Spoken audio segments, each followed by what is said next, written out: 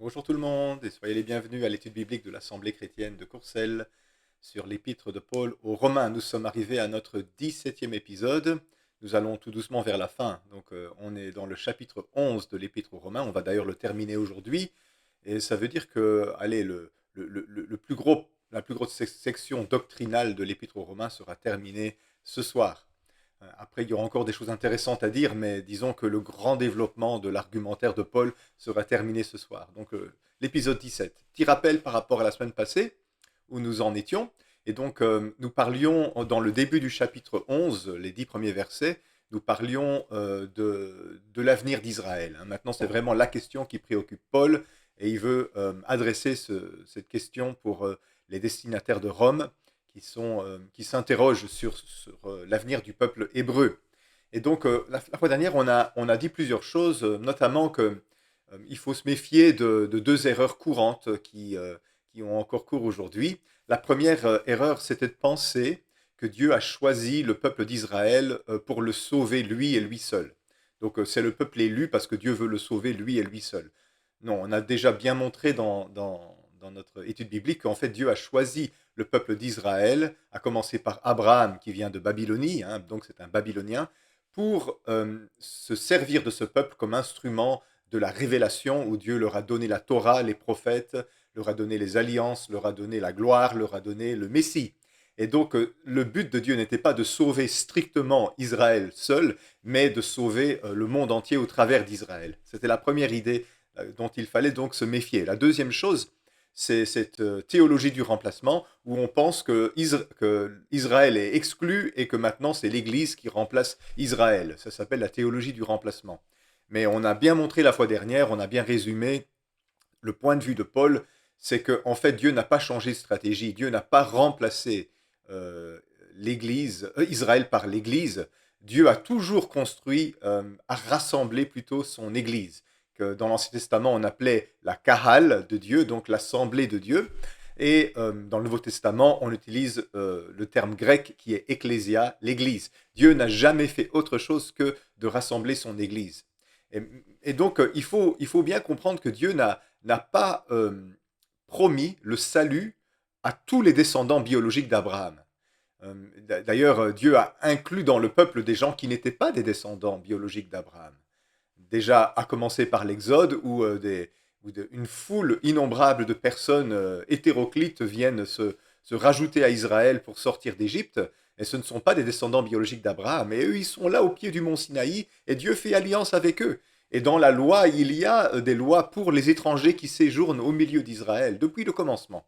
Mais Dieu va aussi rajouter d'autres personnes petit à petit, comme Rahab la prostituée de Jéricho, ou comme Ruth la Moabite, qui deviendra, qui fera partie des ancêtres du roi David, qui est l'ancêtre de Jésus. Donc on voit clairement que Dieu a rajouté des personnes de différentes origines dans le peuple depuis le début. Et donc ce n'était pas une promesse qui était faite à une descendance biologique, mais comme Paul l'a bien montré, c'est une descendance de la foi. Ce sont les enfants de la promesse. Et donc Paul souligne que c'est la descendance spirituelle d'Abraham qui constitue le peuple de Dieu, c'est-à-dire ceux qui partagent la foi d'Abraham. Et donc on ne peut pas dire que Israël a été remplacé par l'Église. Dieu a toujours construit son Église. Et puis Paul y développe aussi une autre pensée, c'est ce qu'on appelle la théologie du reste. Un petit reste d'Israël survivra et sera sauvé. Pourquoi? Parce que Dieu, au fur et à mesure de l'évolution du temps, il émonde les branches qui poussent sur cet arbre qui ne portent pas le fruit de la foi d'Abraham, et il greffe les personnes sur cet arbre qui ont la foi d'Abraham. Et ça, c'est ce que nous allons voir dans cette dernière partie du chapitre 11. Le critère de sélection de Dieu, c'est qui a la foi d'Abraham, la confiance fidèle d'Abraham. C'est-à-dire, comment est-ce que nous réagissons quand nous entendons la bonne nouvelle qui suscite en nous la foi? Est-ce que nous la rejetons ou est-ce que nous l'accueillons? Ça, c'est le critère de sélection de Dieu pour constituer son peuple. Et donc, on arrive maintenant au chapitre 11, verset 11. Donc, c'est là que nous en sommes aujourd'hui. Donc, chapitre 11, verset 11. Je dis donc, est-ce pour tomber qu'ils ont bronché, donc il parle du peuple d'Israël, loin de là, mais par leur chute, le salut est devenu accessible aux païens afin qu'ils soient excités à la jalousie. Alors là, ça devient intéressant.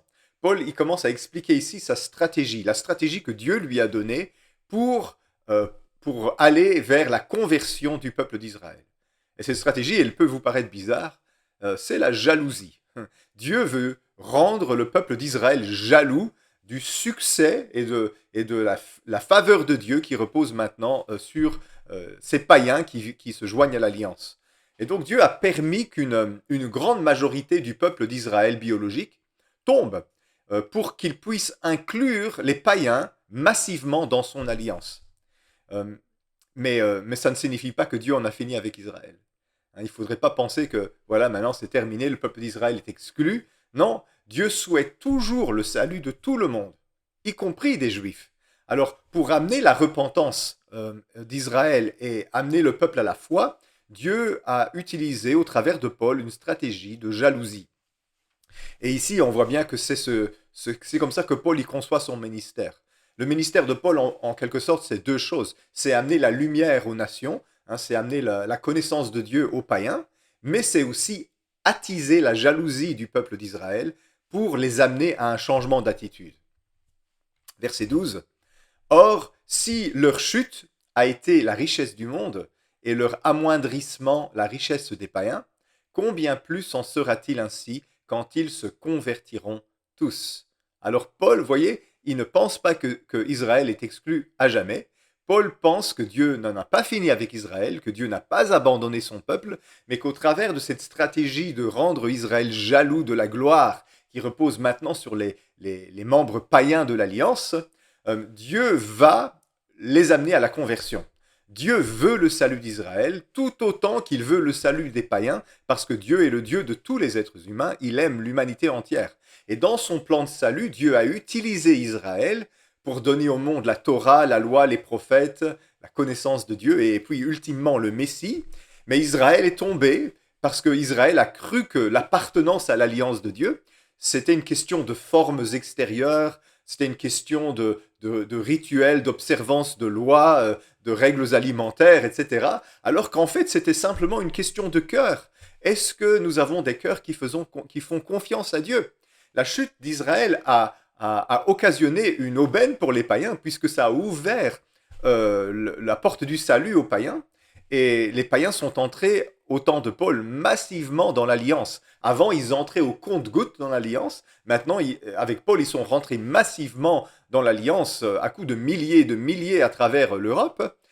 Et évidemment, le but de Dieu derrière ça, c'est qu'au travers du ministère de Paul, il va rendre Israël jaloux de ce qui est en train de se passer parmi les païens qui viennent à Dieu. Alors, il dit ici donc, combien plus en sera-t-il ainsi quand ils se convertiront tous? Donc pour Paul, il y aura un temps de conversion d'Israël, le peuple d'Israël va revenir à son Dieu. Un grand retour d'Israël. Et c'est la stratégie de la jalousie qui va occasionner ça. Verset 13, je vous le dis à vous, païens, en tant qu'apôtre des païens, je glorifie mon ministère, afin, s'il est possible, d'exciter la jalousie de ceux de ma race et d'en sauver quelques-uns. Alors on voit bien ici que Paul estime que son ministère est un élément clé, une pièce centrale de la stratégie de Dieu qui est la jalousie. Sans doute qu'il ne s'imaginait pas à cette époque-là que 2000 ans plus tard, nous serions encore là en train de continuer l'œuvre qu'il a commencée. Au moment où il écrit l'épître aux Romains, les Juifs sont toujours en train de rentrer dans l'alliance de Dieu, mais au compte-gouttes, petit à petit. Mais les païens sont en train de rentrer massivement. Et pour Paul, il va y avoir plus tard une inversion. Ce qui va se passer plus tard, c'est que quand l'œuvre de Dieu sera achevée parmi les païens, Israël va revenir massivement à son Dieu. Et c'est pas ce qui se passe à son époque. À son époque, quelques Juifs entrent dans l'alliance, mais ce sont les païens qui entrent massivement dans l'alliance. Alors, Paul envisage alors qu'un jour, il y aura une grande conversion d'Israël. Alors évidemment, ce n'est pas une conversion à 100%. Jamais Dieu n'a promis et jamais Paul n'a enseigné que l'entièreté à 100% des descendants d'Abraham seraient sauvés, car il ne contredirait pas ce qu'il a déjà dit précédemment dans son épître sur le fait que seulement un reste serait sauvé. Donc ce n'est pas une conversion massive à 100%, mais c'est quand même un moment dans l'histoire où Israël va, plus juste au compte-gouttes, comme des individus isolés, mais en masse revenir à son Dieu au travers de Jésus qui est le Messie. Donc le ministère de Paul a été conçu sur mesure pour provoquer une réaction parmi le peuple. Paul était un étudiant très prometteur et un jeune rabbin très prometteur au milieu d'Israël, et Dieu va se servir de cet homme-là pour provoquer une réaction au milieu du peuple d'Israël, une réaction de jalousie, et qui dit jalousie dit colère, et qui dit colère dit violence, et Paul va devoir en payer le prix. Il va être énormément persécuté par son propre peuple, mais pour Paul, cela finira par porter ses fruits. Verset 15. Car si leur mise à l'écart a été la réconciliation du monde, que sera leur réintégration sinon le passage de la mort à la vie? Et donc, pour Paul, il répète, un jour, le peuple hébreu reviendra en masse à son Dieu, pas juste comme des individus isolés, mais en tant que nation, en tant que peuple. Et voilà qui contre toutes les personnes qui pensent que l'Église a remplacé le peuple d'Israël. Non, Dieu a toujours construit son Église, sa kahal, son assemblée, depuis le commencement, et au fil des siècles, Dieu a rajouté et retranché certains pour former son peuple tel qu'il le voulait. Alors si au temps de Paul, une grande partie du peuple d'Israël se trouve retranchée pour pouvoir inclure les païens, c'est une stratégie divine pour sauver Israël également, car le succès qui va arriver à l'Église chrétienne provoquera ultimement un questionnement et un revirement au sein du peuple d'Israël au travers de la jalousie. Alors comment est-ce que ça fonctionne, cette stratégie bizarre? Eh bien, les patriarches, les pères d'Israël ont vécu de fortes choses avec Dieu. Ils ont reçu la parole de Dieu, la gloire de Dieu, les alliances de Dieu, les miracles de Dieu, les prophètes, et ils ont connu Dieu d'une manière spectaculaire, ainsi que beaucoup d'autres membres du peuple à travers l'histoire. Pensez à toutes les grandes figures de l'Ancien Testament. Mais maintenant, les païens vont vivre ces choses-là. Les païens vont entendre Dieu. Les païens vont recevoir la gloire de Dieu. Les païens vont voir les miracles de Dieu. Et cela va provoquer une réaction au milieu d'Israël. Pourquoi ces païens, ils ont la gloire de notre Dieu et les interventions et les miracles et les révélations de notre Dieu, et que nous, on n'en a plus? Ça devrait provoquer une réaction au milieu du peuple d'Israël. Et donc Dieu va continuer ce qu'il a commencé avec les patriarches, et il va prolonger ça au milieu des nations païennes. Et au travers de ça, il va susciter la jalousie d'Israël qui va finir par revenir à son Dieu. Voilà, ça c'est un peu, en quelques mots, la stratégie de Dieu au travers du ministère de Paul. Et maintenant, Paul, ce qu'il va faire, c'est qu'il va développer une image. Il va utiliser une image qu'on a souvent utilisée, qu'on a souvent entendue, l'image de retrancher des branches et de greffer, l'image de la greffe, à partir du verset 16. Or, si les prémices sont saintes, la masse l'est aussi, et si la racine est sainte, les branches le sont aussi. Mais si quelques-unes des branches ont été retranchées, et si toi, qui étais un olivier sauvage, tu as été greffé à leur place et rendu participant de la racine nourricière de l'olivier, ne te glorifie pas, on lira ça ensuite. Donc, Paul montre que Dieu ne change pas d'avis. Dieu a planté à l'origine un olivier. Voilà, Abraham, c'est la racine, c'est la souche de l'olivier. Son olivier, l'olivier de Dieu. Et au fur et à mesure que l'histoire se déroule, eh bien, Dieu a enlevé certaines branches qui n'étaient pas des branches qui portaient le fruit de la foi d'Abraham, et il a greffé des branches qui étaient des branches qui avaient foi en lui. Il a fait ça à plusieurs reprises entre Abraham et l'époque de Paul. Et puis, maintenant qu'on est arrivé à l'époque de Paul, eh bien, Dieu retranche beaucoup de branches qui se sont endurcies pour pouvoir greffer des branches qui sont d'origine païenne. Et Dieu a fait ça au temps de Paul à une échelle sans précédent, où Dieu a rejeté de son alliance toute une masse du peuple d'Israël qui s'est opposée à Jésus. Et maintenant, il commence à remplacer les personnes qui ont été rejetées par énormément de païens qui viennent au Christ. Et ça, c'est la stratégie de Dieu depuis le commencement, et ça continue jusqu'à aujourd'hui. Donc Dieu continue de construire son Église, sa Kahal, son assemblée, son ecclésia, à travers les siècles, et régulièrement, Dieu retire des branches qui ne fleurissent pas, qui ne portent pas le fruit de la foi, pour les retrancher et greffer d'autres branches à leur place. Et vous devez vous y attendre, c'est quelque chose de normal. Dieu a toujours fonctionné comme ça, et il va continuer comme ça jusqu'à la fin. Verset 18, ne te glorifie pas, donc il parle ici aux païens, ne te glorifie pas aux dépens de ces branches. Si tu te glorifies, sache que ce n'est pas toi qui portes la racine, mais que c'est la racine qui te porte. Tu diras donc, les branches ont été retranchées afin que moi je sois greffé. Cela est vrai, elles ont été retranchées pour cause d'incrédulité, et toi tu subsistes par la foi. Ne t'abandonne pas à l'orgueil, mais crains, car si Dieu n'a pas épargné les branches naturelles, il ne t'épargnera pas non plus. Et donc, premièrement, au verset 18, Paul s'oppose clairement à la théologie du remplacement. Donc, Dieu n'a pas commencé quelque chose de nouveau en éliminant Israël pour le remplacer par l'Église. Non, Dieu a continué ce qu'il a fait depuis le commencement, et il a greffé les païens sur l'olivier d'Abraham, sur le tronc, sur les racines d'Abraham, de la foi d'Abraham. Il a exclu ceux qui n'étaient pas de la foi, et il a greffé ceux qui acceptaient son message, son évangile. Mais nous ne devons pas nous enorgueillir et se dire ah ah ah, Dieu t'a illuminé pour moi, pour que moi je en fasse partie. Parce que si nous on tourne comme eux et qu'on devient incrédule, eh bien nous aussi on sera retranchés pour que d'autres soient greffés à leur place. Et ça se passe encore dans l'Église chrétienne aujourd'hui. Il y a des personnes qui sont dans l'apostasie, qui ont abandonné la fidélité, la confiance fidèle au Dieu d'Israël, et ils se retrouvent retranchés parce que Dieu ne veut que des branches qui relèvent de la foi d'Abraham dans son olivier. C'est comme ça. Et donc nous ne devons pas nous dire ah Israël est retranché, l'Église c'est nous les gentils maintenant, les bons. Mais Dieu ne change pas sa façon de fonctionner. Et toutes les choses qui se sont passées dans les Écritures, où on voit Dieu rajouter et retrancher, eh bien ça se passe encore aujourd'hui. Alors à bon entendeur, salut hein. Donc faisons attention. Dieu n'a jamais changé de procédé. Il construit son peuple, le peuple de son alliance, depuis toujours de la même manière. Et depuis toujours, il enlève les branches qui ne fleurissent pas pour inclure celles qui vont fleurir.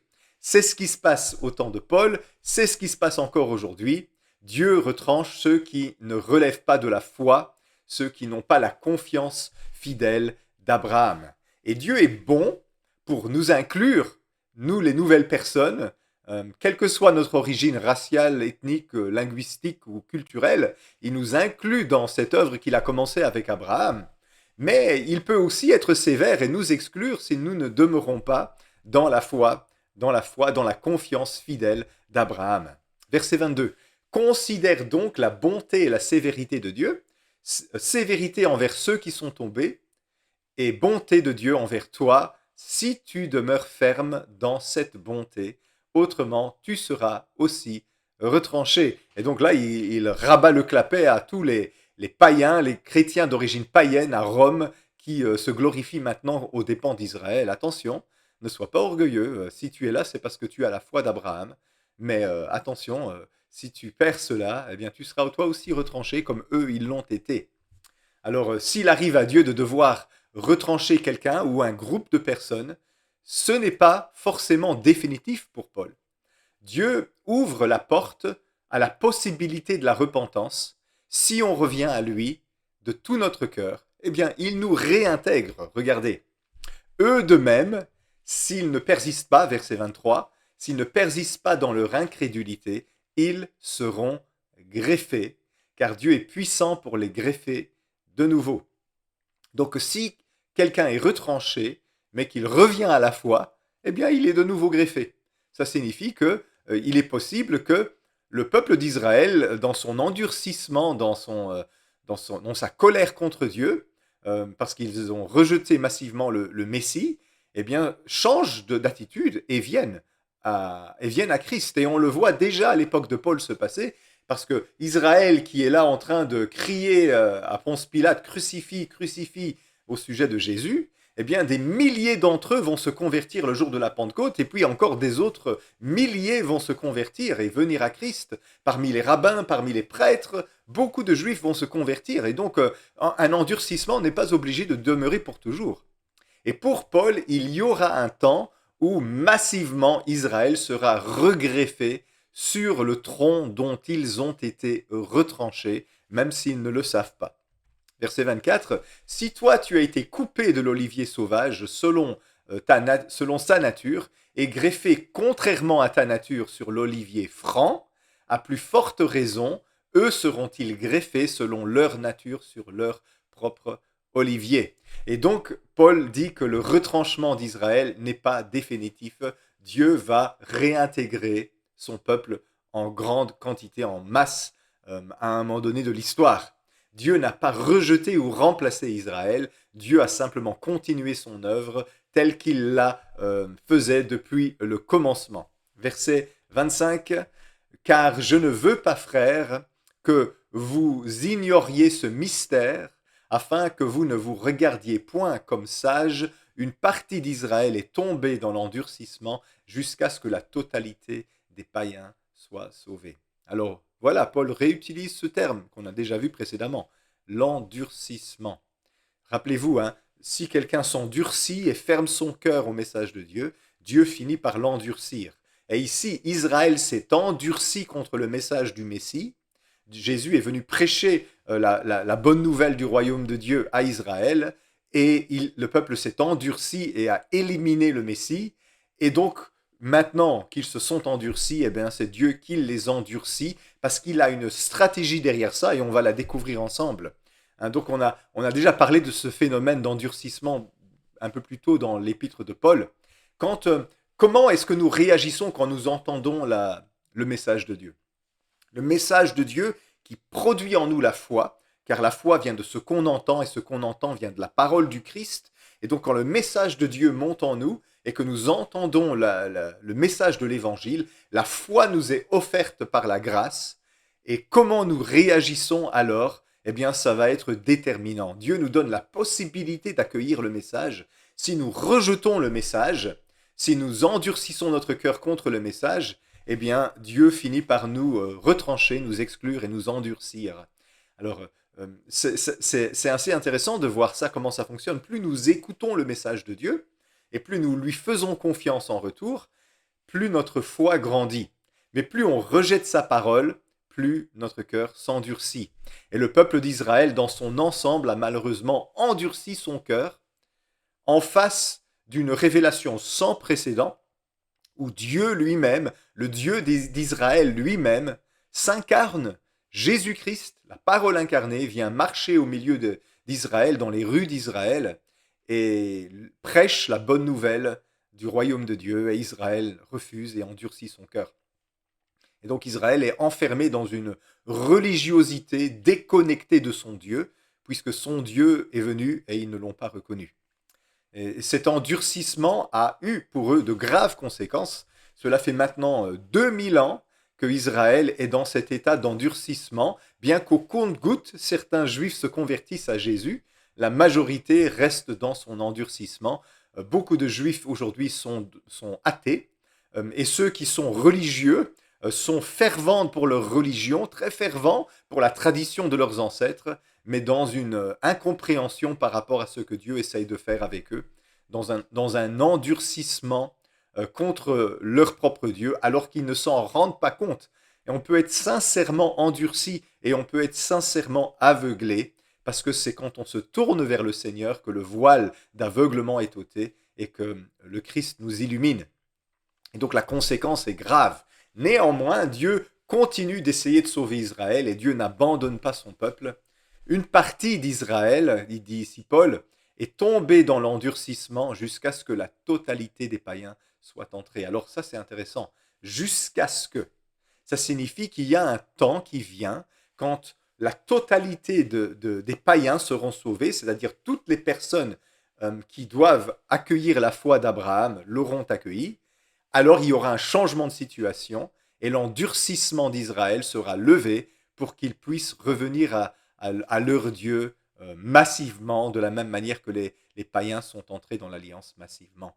Dieu, quand il aura achevé son travail de greffer les païens, il y aura un revirement de situation où il produira le retour en masse d'Israël. Verset 26, et ainsi tout Israël sera sauvé, selon qu'il est écrit, le libérateur viendra de Sion et il détournera de Jacob les impiétés.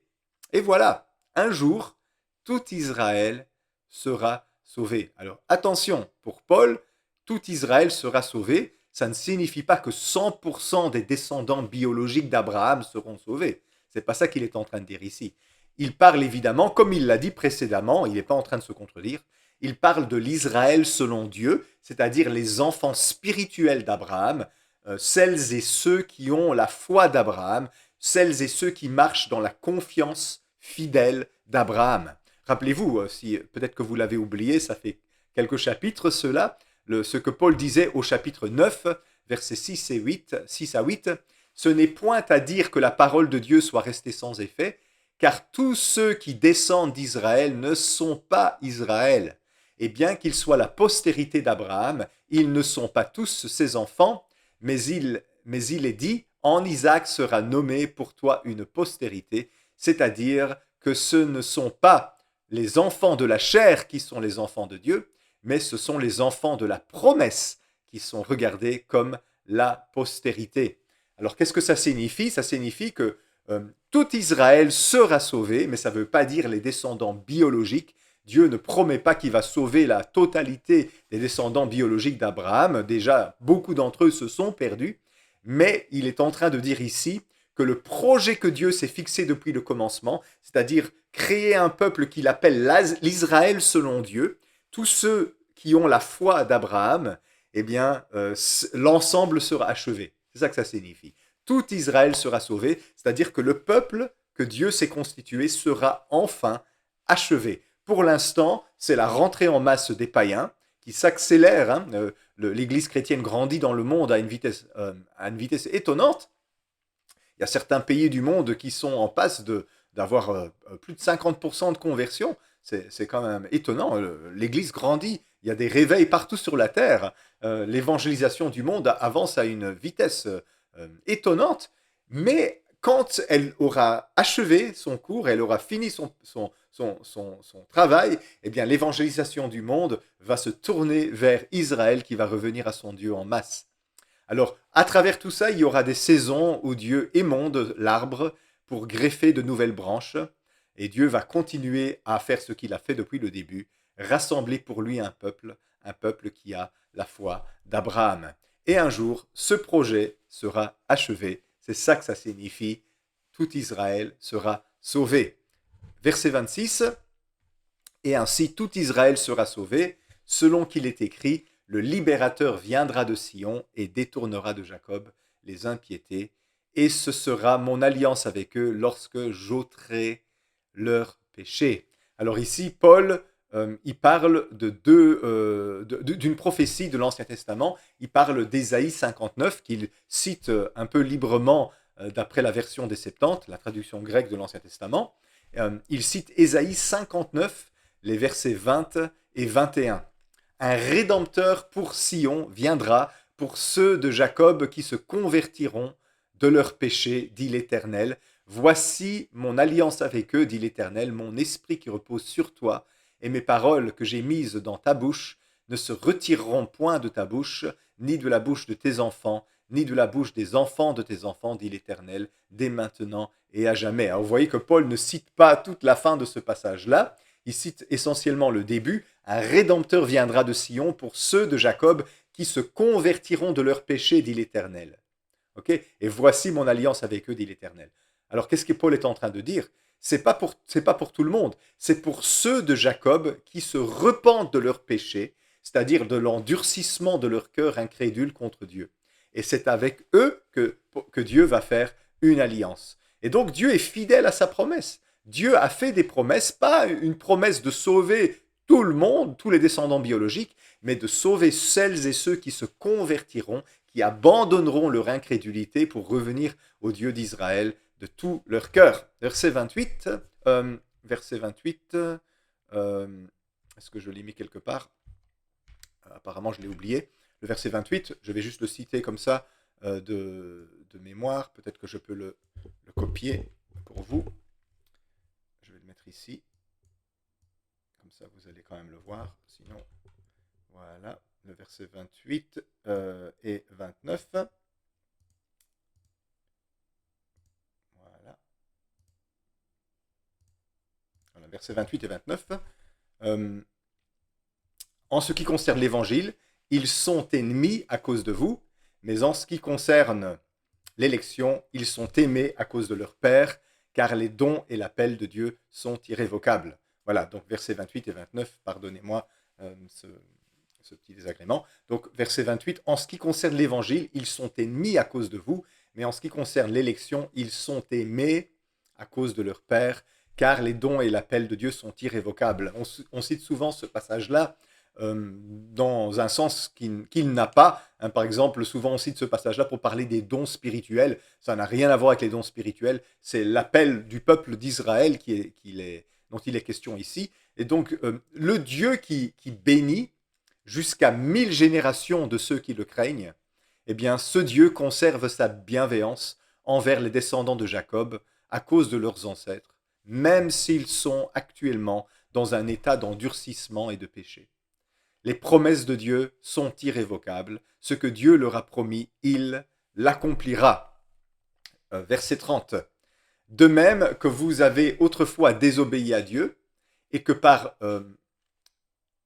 leur désobéissance, vous avez maintenant obtenu miséricorde, de même, ils ont maintenant désobéi, afin que, par la miséricorde qui vous a été faite, ils obtiennent aussi miséricorde.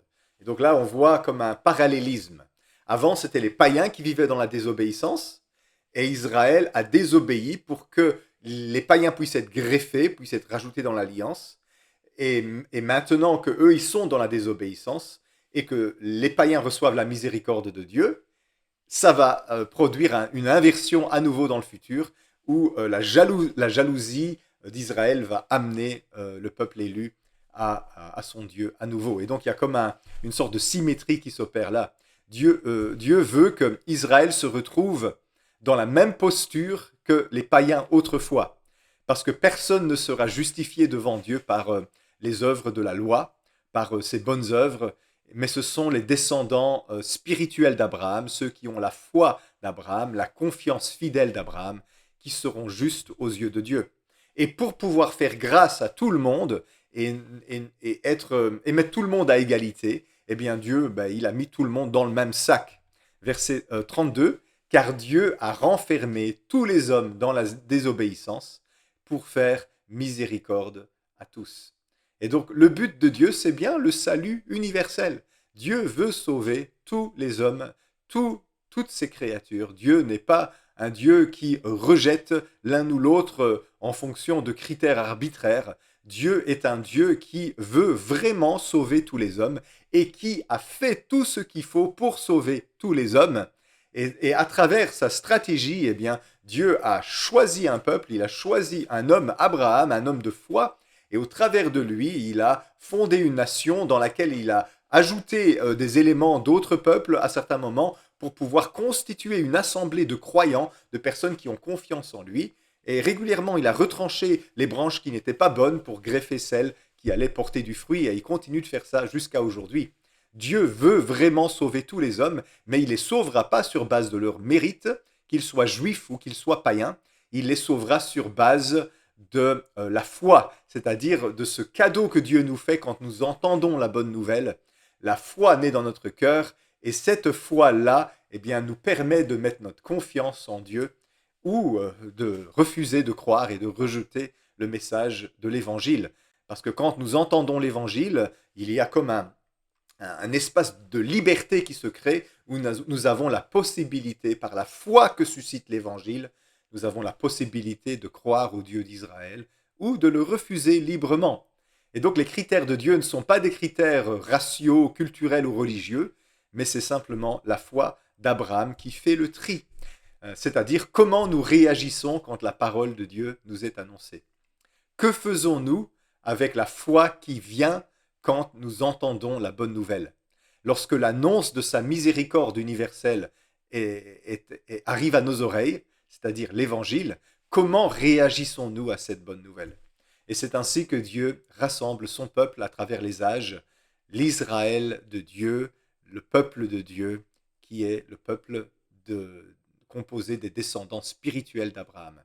Alors Paul va terminer ce chapitre 11, à cette époque-là il n'y avait pas de chapitre, mais cette section de son épître, il va la terminer avec une doxologie, c'est-à-dire une parole de louange qu'il va adresser à Dieu, les versets 33 à 36. Ô profondeur de la richesse, de la sagesse et de la science de Dieu, que ses jugements sont insondables et que ses voies incompréhensibles, car qui a connu la pensée du Seigneur, ou qui a été son conseiller, qui lui a donné le premier pour qu'il ait à recevoir en retour? C'est de lui, par lui et pour lui que sont toutes choses, à lui la gloire pour dans tous les siècles. Amen. Donc ça, c'est une parole de louange qui clôt cette partie. Je trouve que le découpage est très bien fait. Le chapitre 11 se termine avec une belle parole ici d'adoration. Et je ne sais pas si vous avez remarqué, mais il cite deux passages de l'Ancien Testament dans cette louange, dans cette doxologie. Il cite Ésaïe 40 au verset 13 et Job 41 au verset 11. Donc Ésaïe, qui a sondé l'esprit de l'Éternel et qui l'a déclaré et qui l'a éclairé de ses conseils.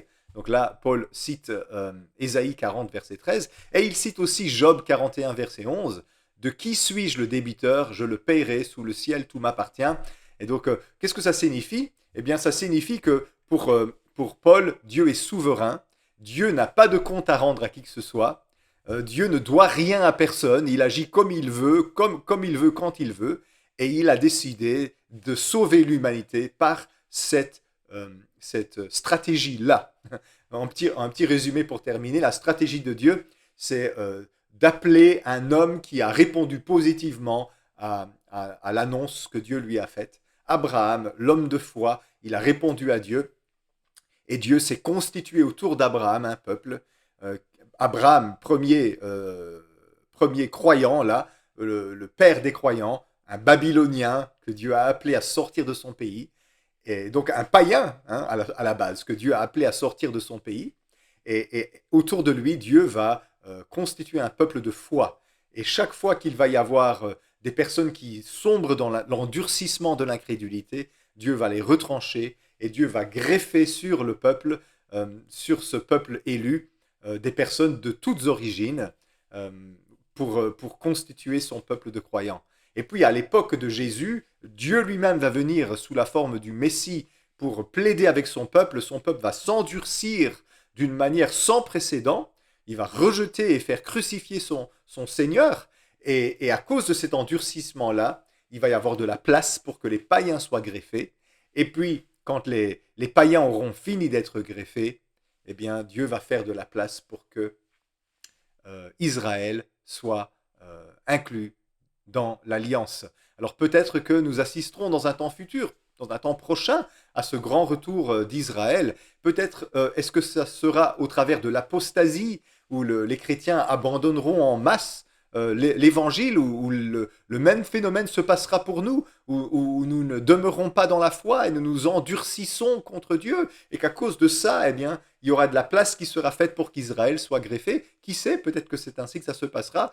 On ne sait pas exactement quand ça se passera, Dieu ne nous révèle pas quand le retour massif des Juifs à l'alliance se produira, mais nous savons qu'un jour, ça se produira. En attendant, eh bien, nous continuons l'évangélisation du monde où les païens rentrent en masse dans l'alliance et Israël, au compte-gouttes, des individus se convertissent et viennent à Dieu. Mais un jour, ça sera à une ampleur qu'on n'a pas encore vue. Israël viendra et alors, à ce moment-là, Dieu aura achevé son œuvre, tout Israël sera sauvé, le peuple qu'il se constitue comme descendant spirituel d'Abraham sera arrivé à son comble et viendra la fin. Voilà, ça c'est quelques notes d'eschatologie en terminant ce chapitre 11. La semaine prochaine, nous nous verrons le chapitre 12 et nous passerons donc à une autre section de l'épître de Paul aux Romains. Alors comme d'habitude, si vous avez des questions, dans le descriptif de cette vidéo, il y a un formulaire, notez votre prénom, votre question et j'inclurai votre réponse dans une prochaine étude biblique. À bientôt et je vous souhaite bonne fin de journée, bonne soirée pour ceux qui me suivent au soir. À très bientôt. Au revoir.